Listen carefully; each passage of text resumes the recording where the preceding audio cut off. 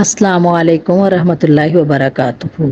الحمد للہ رب العالمین والصلاة والسلام علی سید المرسلین وعلی آلہ وصحبہ اجمعین، اما بعد فاعوذ باللہ من الشیطان الرجیم، بسم اللہ الرحمن الرحیم۔ میرا آج کا موضوع ہے اللہ کا شکر ادا کرو۔ نبی اکرم صلی اللہ علیہ وسلم نے ارشاد فرمایا کہ مومن کی حالت بھی عجیب ہوتی ہے، وہ جس حال میں بھی ہوتا ہے خیر اور بھلائی ہی سمیٹتا ہے۔ اگر وہ تنگ دستی، بیماری اور دکھ کی حالت میں ہوتا ہے تو صبر کرتا ہے، اور جب وہ خوشی و آرام کی حالت میں ہوتا ہے تو شکر کرتا ہے۔ یہ دونوں حالتیں اس کے لیے بھلائی کا سبب بنتی ہیں۔ شکر عربی زبان کا لفظ ہے جس کے معنی احسان ماننے اور سراہنے کے ہیں۔ اگر کوئی آدمی کسی دوسرے کا تھوڑا سا بھی کام کر دے اور دوسرا اس کی پوری قدر کرے تو گویا وہ اس کا شکریہ ادا کر رہا ہے۔ بھلائی کا یہ اعتراف زبان، دل اور عمل تینوں سے ہوتا ہے۔ شکر کا الٹ کفر ہے جس کے معنی چھپانے کے ہیں، یعنی آپ کسی کی نیکی اور احسان کو نہ تو زبان سے تسلیم کریں، نہ دل سے مانیں، اور نہ ہی آپ کے عمل سے اس کا اظہار ہو۔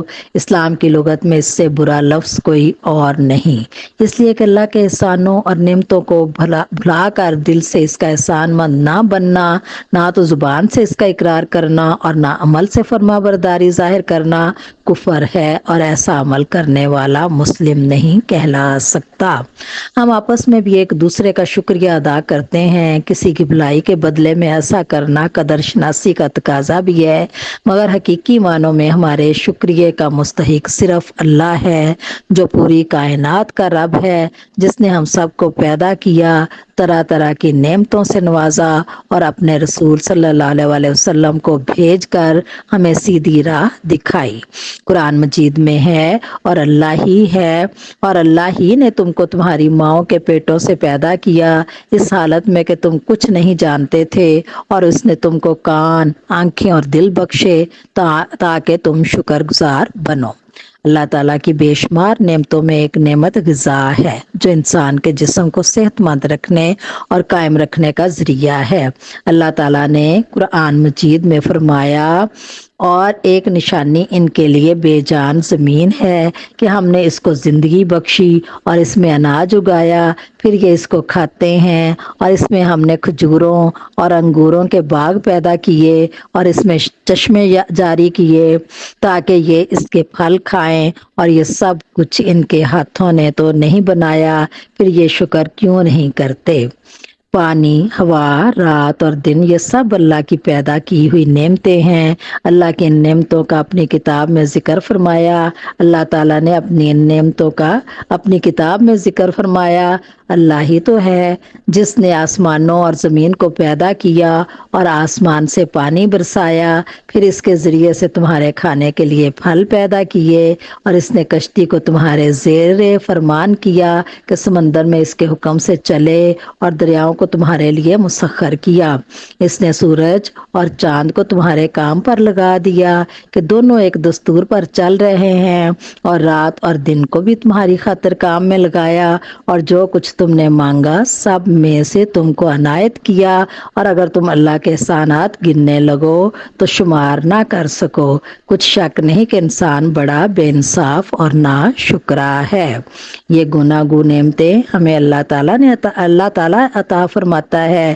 یہ نعمتیں پا کر ہم اللہ کا شکر ادا کرتے ہیں، تو اس کے معنی یہ ہیں کہ یہ نعمتیں ہمیں اللہ ہمیشہ عطا فرماتا رہے اور ان میں مزید اضافہ بھی کرتا رہے۔ اللہ تعالیٰ کا فرمان یہ ہے کہ اگر تم شکر کرو گے تو میں تم کو زیادہ دوں گا، اور اگر ناشکری کرو گے تو میرا عذاب بہت سخت ہے۔ اللہ کا شکر ادا کرنے سے مصیبتیں ٹل جاتی ہیں اور عذاب رک جاتا ہے۔ اس کا ارشاد یہ ہے کہ اگر تم اس کے شکر گزار رہو اور ایمان لے آؤ تو اللہ تم کو عذاب دے کر کیا کرے گا؟ اللہ تو قدردان ہے، سب کچھ جاننے والا ہے۔ اللہ کا شکر بجا لانے میں انسان کا اپنا فائدہ ہے۔ اگر کوئی ناشکری کرے تو اس سے اللہ کو کوئی نقصان نہیں۔ رسول اللہ صلی اللہ علیہ وسلم نے فرمایا جو شخص کھانا کھائے اور پھر یہ کہے شکر ہے اللہ کا جس نے مجھے کھانا دیا بغیر میری تدبیر اور طاقت کے، تو اس سے جو گناہ پہلے ہو چکے ہیں معاف ہو جائیں گے۔